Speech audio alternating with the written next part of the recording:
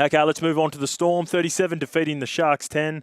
The Sharks stayed in the game in the first half. A huge second half from the Storm, though. We talked about players of the week. And Harry Grant, three of the best. Harry Grant was very good. Have we got any highlights, tourists? Thank you very much. Oh, okay. Nothing flamboyant in the early part of this set. Now there's a shift. Now there's a try. Tedesco. Kenny, lovely ball out in front of Cleary. A kick to Ghana gets a second try. The triple defending premiers are back for more. Hughes has been so creative. His right side, threats everywhere, and they combine again, those two. Oh, Grant's got a hat-trick in a final in game number 99. And the milestone game will be a home prelim here at Amy Park for Harry Grant. The Melbourne Storm, minor premiers, and now one win away from a grand final appearance again. Yeah, what a club, what a culture down there, Fletch. They just continually get it done, and some of these players, when the big three all retired within a space, or Cooper leaving, and then Billy and Cam finish up, you thought it was going to be the end of them, but they just keep doing it, mate. They keep getting to preliminary finals. And Cameron Munster's got a crazy record, doesn't he? Hasn't he played in like 6 or 7 preliminary finals in a row? Yeah, he was really good too. Yeah. If I'm Nicho Hynes, if I'm Fitzy, I'm saying just watch what Munster does. First thought is just run. We did it on the weekend. Yeah, I think that's what Nicho's lacking a little bit. I reckon Munster got back into that Penrith game. He come back from injury. He looked a bit, Yeah, he was running more. Yeah, handed it off a little bit more. In that Penrith game in the first half, he really started running. He's kept it going all the way in the last 3 or 4 weeks. It's hard to beat Melbourne when your top three, like your gun playmakers are flying. Even harder when the whole team was playing good. I mean, they completed at 95%. Will Warbrick, I know I keep talking about him. I've never seen a bloke improve that much in 2 years. He's like now a bona fide, world-class winger. Yeah, him and Coates. If Coates can get back to, you can see he's probably still carrying that lingering injury from missing a few weeks. They can be a proper X factor. Like if you think that a lot of people predict they're going to be playing the Panthers. Yep. One thing that I don't think enough teams have really targeted with the Penrith Panthers is their small wingers, like Brian Toto and Taruva. They do a great job considering how tall they are. But Melbourne made a conscious effort to go after it at Penrith Park, I reckon, about 3 or 4 weeks ago, putting them up. I think Ali Katoa scored a couple off a couple of knockbacks. So we've also got some audio here. This is from Craig Bellamy talking about Harry Grant's performance. You've seen some leadership qualities in him, to make him captain. And, I think, he's in the position that he plays, he's always on the ball, around the ball, So I think that gives players, when they're on the ball all the time, it gives them a better indication on what's going on in the game and what's not going on. And like just his, I probably didn't say it at that time, but just his interest in, I suppose, doing things outside of footy, for the club, for the team. The scary thing with this Melbourne team this year, I reckon, is Munster's been out and been injured for a lot of it. I don't think Harry Grant's been the Harry Grant that we've seen in the last couple of years. I think he was a bit busted coming out of Origin as well. Yeah. And Pappy. And we still haven't seen the best version of Pappy too. No. I don't believe so. That makes him super dangerous going into these last 2 games. I don't know what. I mean, you look at Jerome Hughes and we know what he can do. He can run, he can kick. But what he was doing, which I thought, and this is, I would imagine the mentality of going down to Melbourne, you've got to be quite selfless. He was pushing up pretty much every time a front rower got the ball. Josh King would hit the ball up and he was pushing up and he knew he wasn't going to get the ball. But he was just trying to take off, take a little bit of heat off the play. Then he runs back as quick as he can and sets the go again. They're humming down there. It's going to be, as you think. One more little thing that I love with Munster and Jerome Hughes that they do that I don't know why more teams don't copy. I guess probably Jerome does it for Nath, and that's why they're at the top as well. When Jerome kicks, Cam chases it as hard as he can, and he'll chase all the way from the left to the right if need be, and Jerome does the same for Cam from left to right, where they go And they might not make the tackle, but what they do is they put themselves in the frame, spooks the fullback, they end up staying in that corridor, and then the rest of the defensive line can aim up. And it's just little things like that which make this... That's why they're number 1 and number 2. This Melbourne team so good. Moving on to number 1 of the last 3 years, we've got the Panthers 30, defeating your Chookies to 10. Fletch, that's 10 straight wins against the Roosters, 10th straight finals win, equaling the top. So if they do win the prelim, they'll have the record. And their 5th straight preliminary final. They limped into this semi-final. Limped in. Dylan Edwards last week, had all the strapping on his leg. Isaiah Yates. And I just thought to myself, I'm going to give the Chooks a chance here at 8.5. I'm going to take a bit of that. Yeah, you were bullish on them at Very bullish. Golf on Wednesday, weren't you? And I thought the opposite. I know the Chooks start really well. I said the Chooks will start well. I did not see Penrith starting that well. Yeah. And the Roosters looked tired, especially through the middle. I mean, they were well coached, the Penrith Panthers. Blew them away in the middle and then just went to an edge. And the Chooks just could not cope. You know what? One thing that was evident for me with Nathan, he was so good offensively once they got the ball, but in my mind, he made a conscious effort to go after it defensively in that first couple of sets. So Roosters might have gone in with a game plan. We'll see if we can target him and see where he's at. He flipped the script. He went so hard defensively at him, it sort of spooked that left edge for the Roosters, and then they start everything that they might have talked about going into the game has completely been thrown out. Nate's actually sweet. Yeah. His shoulder looks good. He was trying to jam people. He comes back after a spell fresher than any player I've ever seen. Remember when the Dolphins, he was out for 8 weeks, and he just 40-metre field goal went to win berserk. the game. Yep. Hasn't played for a month out here, and was by far the best player on the field. He comes back. What did he do? Did he do his groin at the start of the year? Is that why he missed so much time? No, did he shoulder in the off-season? No, yeah, but when he missed, so he did his hamstring or groin before Origin, Hemi. comes back against the Dolphins, kicks 2 from the sideline. Yeah. That's when I was like, Scored 3. Yeah, I thought he was. I was like, all right, his hammy looks sweet now. And then against the Dolphins, 44 metres out, 2-point field goal to win that game. Yeah. He is a big part of what they're doing out at Penrith. You have to give credit, obviously, to the players and the coaching staff, but the medical team. Yeah. Well, I understand he's quite professional. He doesn't drink during the year, and so that helps. Yeah. But he must do a lot of training by himself. And you'd like to think his old man knows him better than anyone else, and this is what Ivan had to say about Nathan. Thought he was all right. Yeah. Jeez. I thought he was outstanding.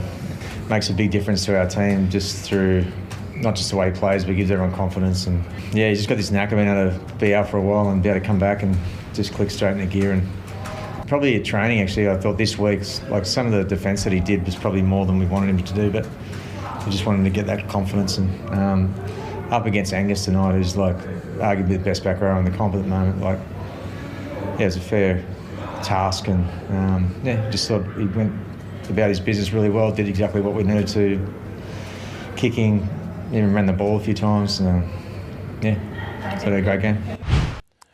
Yeah, I thought playing it down as always, Ivan, like he does so well. He's done so well in these last couple of years. He just gives no one really any ammunition to go after him, really. And I agree with you, Fletch. Every single one of their big-name players in Dylan Edwards, Fish, obviously Nace missed some time. They all looked banged up going into this game, but they looked 10 out of 10 in that first half. Yeah, he got them up for it. So it looked to me like they knew where they were going to finish at towards the back end. Against the Titans, they looked a little bit tired, but must have freshened them up because they came out too, right? Though. But I was disappointed in the Chooks because this is a semi-final. Your halfback's out, who's been integral for them scoring points. I just thought that they would change the way they play and focus on their defence and say, righto, let's just go back to old-fashioned. Maybe just run from dummy half. Let's just get down there and at least get good into the good ball area.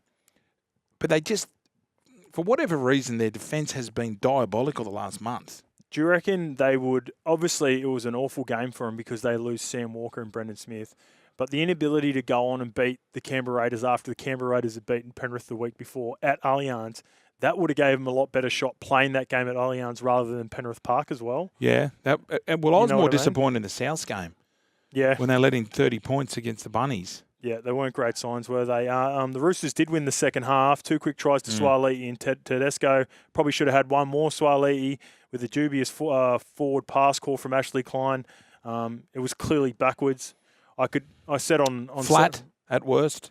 Not even at worst. I think it was good all the way. I said on Saturday on the Moles with Missile, I can understand why Ashley maybe got that wrong because Teddy looked like he was slightly in front of the ball. And he sort of passed it. Like his body. Yeah, I know what you're saying. But in saying that, with all that, then it would be perceived that Ashley had just made a guess on the pass because it looked like Teddy was blocking his vision with his back. See, if that makes I sense. thought Suoliti was forward and he had to reach back.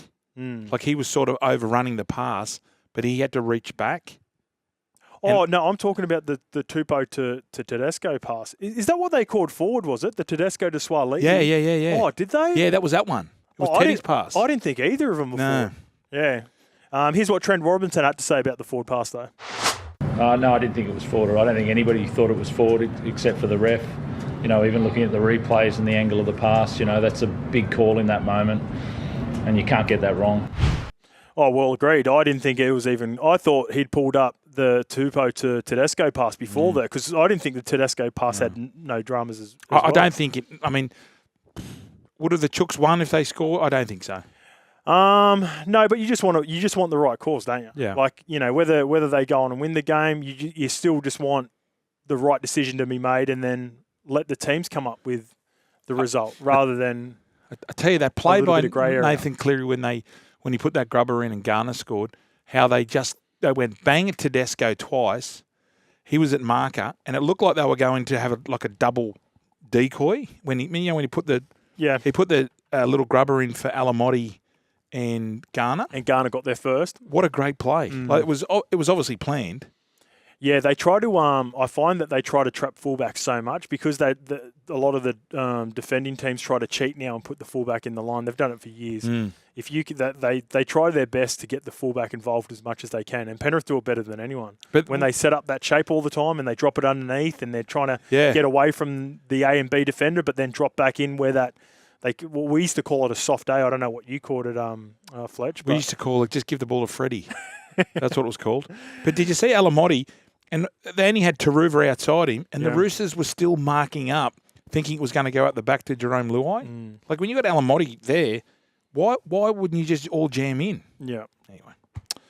All right, so that leads us up to the week 2 of semi-finals, and they're all set. Friday, September 20, 7:50, both games at Allianz Stadium. First, we have the Cronulla Sharks versus the North Queensland Cowboys. Firstly, do you like the fact that we're taking a game to Allianz for the Cronulla Sharks when I guess the Cronulla Sharks can only hold 12, 13,000? Yeah. What's the capacity at Cronulla these days, boys? Yeah, 13 About or something. 13,000? Yeah. Why not Combank? I don't look because the Swannies are on Friday night. Oh, so you're worried about just all the foot traffic and people? Well, do you think people will not be as keen if they know it's busy around? No, I don't think that. But I'm Park? just saying Combank is there. Why wouldn't we just to make it? Or do you think this is a ploy by Peter V'landys just to say, see you later, AFL, we're going to take you on? Ooh, okay. That's where you're going with it. Would Cronulla be closer than Combank too? So if you're thinking about the Sharks fans and giving them the best possible advantage, does that play into it? 6 of one, Yeah. half a dozen the other. The Sharks, what about the Sharkies, mate? We didn't talk much about them. They've lost 7 in a row now, 7 finals games. Blowing off the park. You're close with Fitzy. How does he change this, mate? Look, the big talking point is about young Daniel Atkinson, who only played 10 minutes. And you got Nicho on there. How do I handle it? I think Nicho's got to start, but do you just give him a rev up and say, listen, I've got Atkinson on the bench here. I think this is the time. Fitzy's got to have the conversation with him. Say, mate, if you don't aim up this first 20, 30 minutes, I'm sorry, but then is it too late? I've got a left field one for you with Nicho. And when I was watching this game, no, not fullback. Could you play, if you wanted to get Atkinson in the game a bit earlier, maybe not, before halftime, but just say if the game's in the balance and it's the 50, 60 minute mark, could you move Nicho into lock and play him through the middle as a ball playing lock and then play Atkinson and Brad and Trindle on each side? I just worry defensively. Yeah. I just think he's got to simplify his game and maybe take on the line with a bit of gusto. Just to give him a bit of confidence. Because he's a big body. Yeah, he's 6'3", I reckon. Big 100 kilos. I know Brandy was talking about today saying, he's got to make a decision whether you go with Atkinson at 6 and. Oh well, he's saying make the call, and then I think Brandy was alluding to the fact saying I'd have Atkinson in. Well, that's huge considering where like Nicho's played 2 Origin games in the last couple of years. But that in a way, it's pretty obvious he's lacking confidence. Yeah, when he starts creeping across field, and then the back rowers are sort of jamming up, they're running out of room. Yeah, you could argue the Origin's actually been a detriment to his confidence, right? Like when he got knocked around with Origin over the last couple of years, the Sharks were flying both times, and then they go through a bit of a yucky patch, and then get it together at the back end of the season. But they'll welcome back Jesse Ramian, so that'll be big. North Queensland look like they're humming at the moment. Are they what? They're playing good, and they actually beat the Cronulla Sharks 2 years ago, second 2-3, first week of finals at Cronulla. Was that Valdust? That's Valdust. Just snapping a field goal. Jeremiah Nanai, he came off the field. Is he sweet? Yeah, I don't know. I haven't seen the update on that yet. I've seen him. Have we got it? Yeah, he's all good. It's all good. All right, let's move on to Saturday, September 21. That's the next night at Allianz Stadium again. We've got the Roosters versus Manly. Sorry, I was just speaking. I forgot I was on air. Sorry. A big in for you guys, Fletch. You got Jared Hargraves. Yep. He's back. He was missed at the start of that game against the Panthers, which he would have relished in. People are saying, Spencer Len, you should have started. I don't think so. I think his best attribute is coming on after 15 or so minutes, 20 minutes. So having Jared back in there, he's the alpha male. He'll get him riled. One guy, Lindsay Collins. Do you think he's capable of taking that next? Like I know he plays Origin and played for Australia, but the intimidation that Jared's provided for all these years. Like, Jared might not necessarily play big minutes. He plays about 40 minutes. He doesn't have the stats of other front rowers. Yeah. But he sets the tone for the team. Yep. Do you think Lindsay's capable of taking that next step when Jared moves on, or is it going to be Spencer? I think he can. He's got a little bit of nastiness in him. But it's very hard when you're just getting left on the ground. Like... As in the entire team, just always on the deck, chasing your tail. Going back, like on the back foot. No, I think Lindsay can, definitely. I mean, he's excelled at representative level. Yeah, he does it for Queensland. I just haven't, and maybe I could be wrong. I was just watching that game on the weekend going, geez, I'd like a little bit more from Lindsay. They were all a bit off. Yeah, because they just all looked a bit off. Terrell May started as well. And I thought, like, if you do have Jared, then Spencer off the bench, but I would have started Spencer, not knowing Jared was there. Yeah. That would be my take on it. All right, after the break, our nominations for the Man Shake Man of the Week.